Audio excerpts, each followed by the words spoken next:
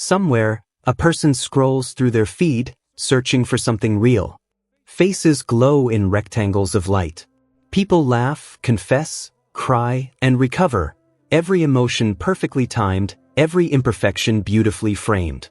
The more real everything looks, the less alive it feels. They stop scrolling for a second. Something in them aches. It isn't boredom, it's hunger. The hunger to touch something unedited. But this hunger carries irony. Because even the act of seeking authenticity has become performance. The need to be seen as genuine is itself another mask. We once lived our truth quietly. Now, truth needs lighting, captions, and hashtags. Even pain has a posting schedule. The camera used to capture life. Now life arranges itself for the camera. The philosopher Eric Fromm once said modern man fears being himself more than being enslaved. He meant this: freedom without rootedness becomes a new kind of cage. We've traded belonging for visibility. What matters is not who we are, but how we appear while becoming it. In the digital agora, authenticity is currency. Vulnerability sells. Honesty trends. People film their breakdowns and call it courage, though half of them are wondering which filter flatters tears best. We call it transparency, but it's translucency. Light passes through, yet nothing is truly seen. You might think the solution is simple: just be yourself. But who exactly is that now? There is the self you curate, the self you correct, the self you wish you were. Then, somewhere beneath them all, the silent one, unmeasured, unrecorded, almost forgotten. Psychology calls this the fragmentation of identity. Philosophy calls it alienation. Either way, it feels like standing between mirrors that reflect versions of you forever, until the original vanishes. There's a cruel genius in this system. It convinces you that you are freer than ever while scripting the performance for you. You choose your words, your image, your truth, from templates provided by the collective mind. Even rebellion has branding guidelines now. Nietzsche warned that those who fight monsters must beware of becoming one. In the same way, those who perform authenticity may lose the capacity to feel it. Because when being genuine becomes a strategy, sincerity turns into theater. Yet, deep inside, there's still a pulse of longing, the wish to be unobserved, unmeasured, unneeded, to breathe without performing for invisible eyes. That longing is not weakness, it's memory, a faint echo of a time before every moment required proof of existence. To return to that place, though, feels impossible. Silence is suspicious. Privacy looks like secrecy. In a culture that equates exposure with honesty, those who guard their depth are mistaken for frauds. So you keep sharing, smiling, explaining, hoping the next confession might finally feel real. But maybe authenticity isn't something the world can witness. Maybe it's what remains when you stop trying to convince anyone, even yourself, that you're being authentic. And that's the unsettling question this reflection begins with. If truth can be performed, can it still be truth? Or has reality itself become a rehearsal we've forgotten to stop acting in? To understand why authenticity has become a performance, you must travel backward, not through history, but through the architecture of the self. Before the camera, before the feed, before the endless eyes, there was only the mirror. The first moment a human recognized their reflection, something irreversible happened. Awareness split in two, the one who is and the one who watches. From that fracture, identity was born, and with it, the temptation to control how we appear. That fracture is still here, inside you. It's the quiet hum behind every photo you retake, every sentence you edit before posting. You are both actor and observer, trying to reconcile what you feel with what you show. Carl Jung saw this tension as the foundation of psychic life. He called the mask we wear in society the persona. It protects us, mediates our contact with the world, lets us function. But Jung warned, when we identify too much with the mask, we forget that something deeper exists beneath it, what he called the self. And when the persona becomes too perfect, the self begins to starve. Modern culture feeds the persona and starves the self. The digital age didn't invent performance, it industrialized it. Now the stage is global, the applause quantified, and the audience eternal. You no longer play a role for your tribe, You perform for the entire species. The philosopher Kierkegaard predicted this long before screens existed. He wrote that the crowd is untruth, that the moment individuality meets mass attention, the authentic self collapses under the weight of expectation. You stop existing for yourself and begin existing to be perceived. And in that shift, something sacred is lost, the private space where authenticity grows. Authenticity cannot thrive under surveillance, because observation alters the observed. Just as in physics, where a particle changes behavior when watched, consciousness reshapes itself under the gaze of others. The more visible you become, the less spontaneous you are. But why do we crave that visibility so much, even knowing it corrodes us? Because visibility feels like validation, and in a world that worships exposure, to be unseen feels like death. Eric Fromm described modern humans as automatons who live under the illusion of individuality. He meant that we express ourselves within frameworks so predefined that even rebellion fits neatly into the system.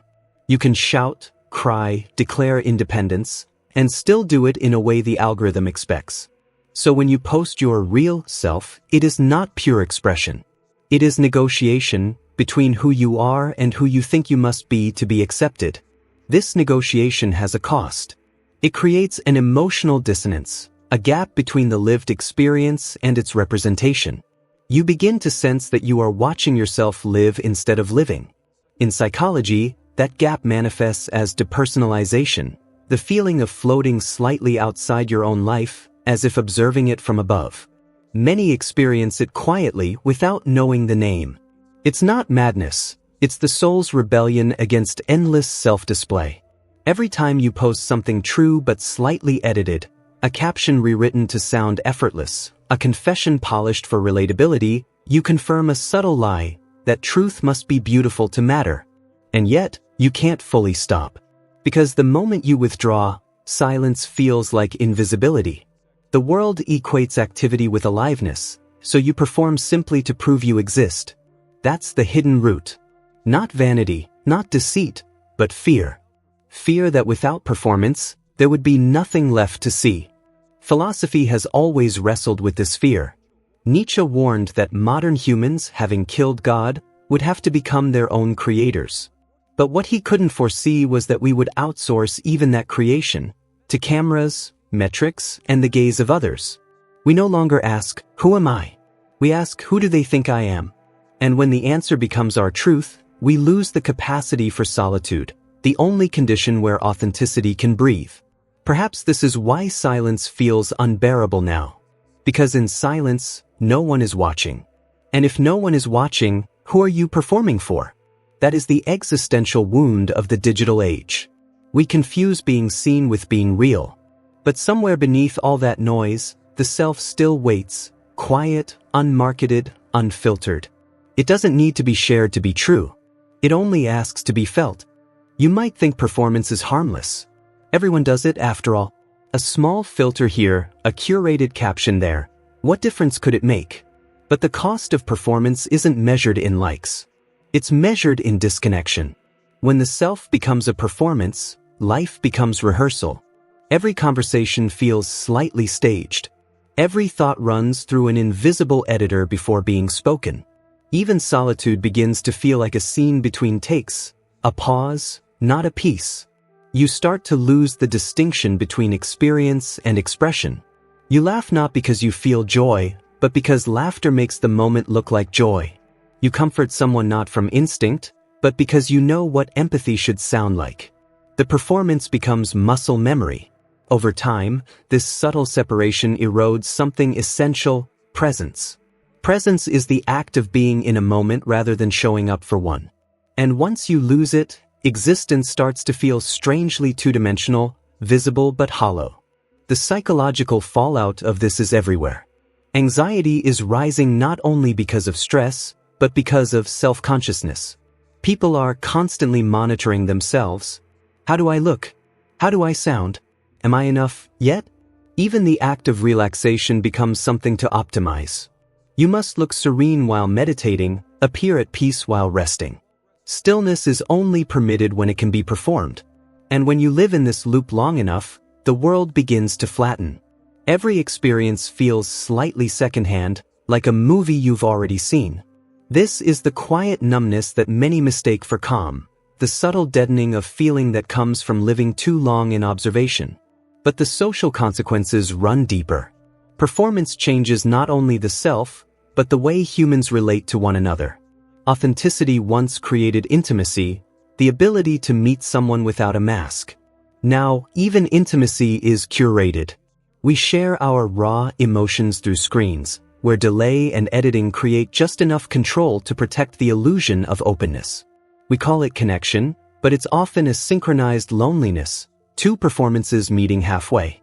The philosopher Martin Buber called real connection I, thou, a relationship where two beings encounter each other in full presence, without objectifying or performing. What we have now is mostly I-it, interactions between projected selves, avatars of who we wish to be. When the I becomes a brand, every thou becomes an audience.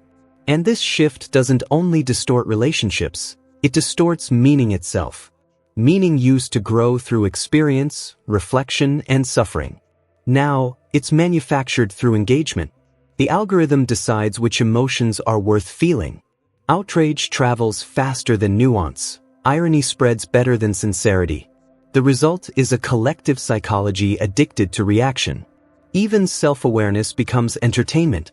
We quote Jung about shadows, Nietzsche about masks, and Kierkegaard about despair, not as calls to inner work, but as aesthetic accessories.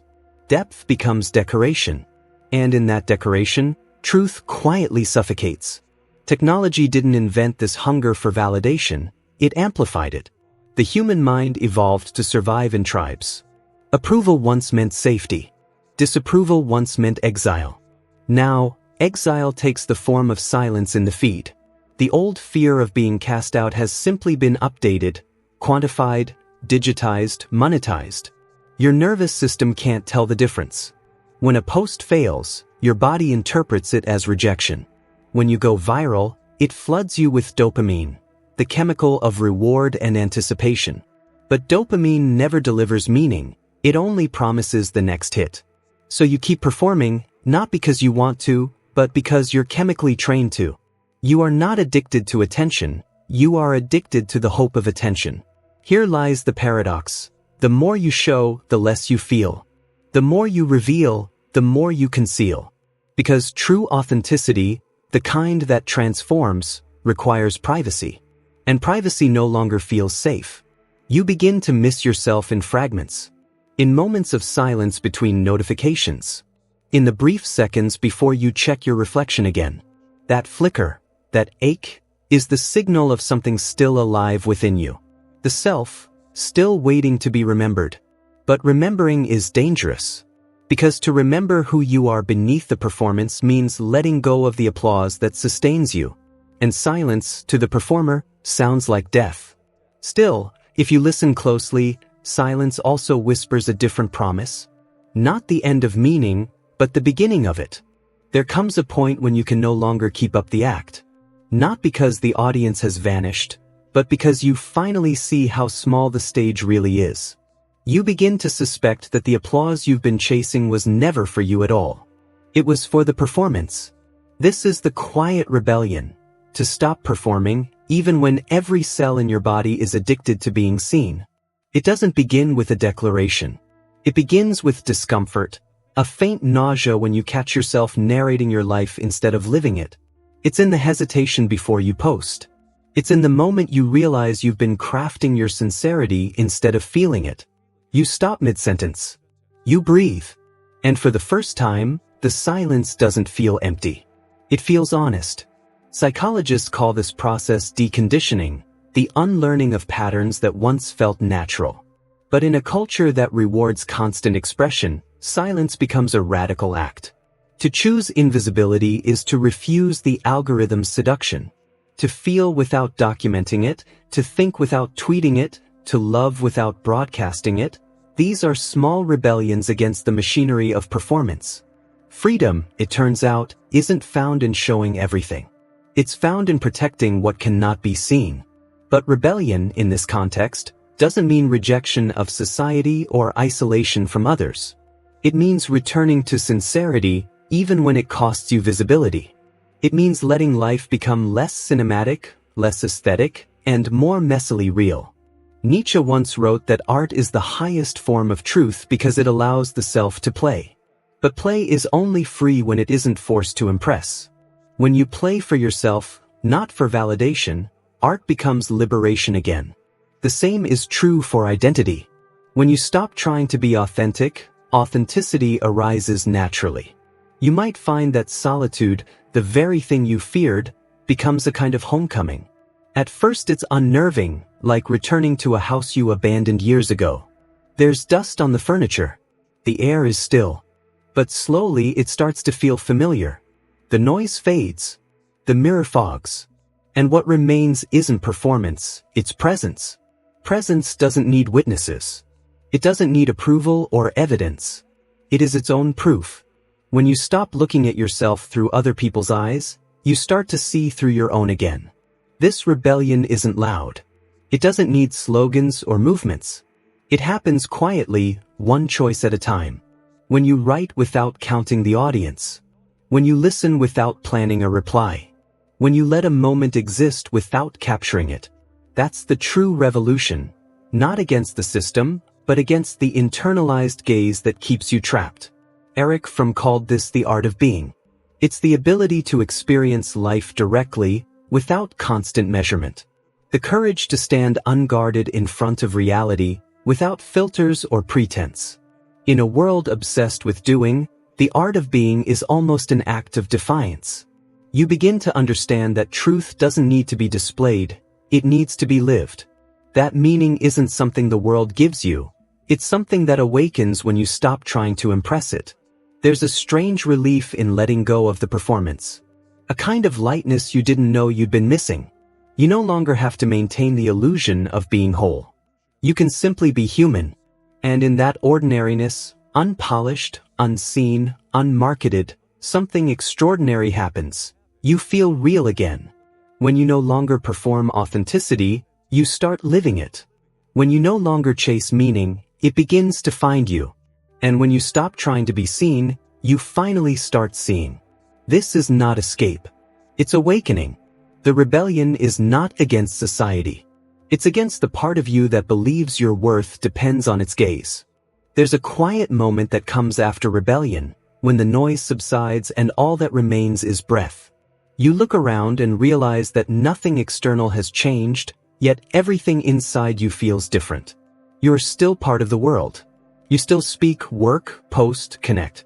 But something fundamental has shifted. You are no longer performing to exist. You exist first and let expression follow. The need to prove has dissolved into presence. In the stillness that follows, you begin to understand something subtle but profound. Authenticity was never a goal to reach. It was a return. Return to what? To the small voice beneath the noise. To the body before it learned to pose. To the self that doesn't need to be witnessed to feel alive. You realize that realness isn't something you show. It's something you stop hiding. And when the performance ends, the silence doesn't mock you anymore. It welcomes you back. Carl Jung once said that people will do anything, no matter how absurd, to avoid facing their own soul. But the truth is, the soul isn't frightening, it's just unfiltered. It speaks in sensations, not slogans. It lives in the cracks of your day, in the unposted thought, in the genuine pause before you answer, in the tears no one sees. That's where life returns to its original clarity. Once, you believed authenticity meant being bold, expressive, raw. Now you see it's quieter than that. It's the moment you stop needing to translate yourself for others. It's the breath between words, where you remember, you are allowed to be unfinished. In a world obsessed with visibility, realness becomes a private art. It doesn't need an audience. It needs awareness. You begin to cherish the things you once overlooked. A walk without your phone. A conversation with no performance hiding inside it. The freedom to feel something and not share it. These are the small revolutions that rebuild your soul. The lie of authenticity was never about deceit. It was about forgetting that truth doesn't need validation. The performance was only ever a symptom, the longing to be seen, to be understood. But the irony is that the deepest form of understanding can only happen in solitude. When you face yourself without the script, without the need to impress, you find something astonishing. There was never anything to prove. You were already real, you just forgot what it felt like. So when you return to the world, you do it differently. You speak, but not for effect. You share, but not for approval. You create, not for applause, but because meaning itself is an act of creation. And from that simplicity comes peace. Not the peace of perfection, but the peace of honesty. If you've reached this point, thank you for thinking deeply in a world that rarely does. May this awareness stay quietly with you and remind you that the most authentic thing you can ever be is unobserved, unpolished, and completely alive.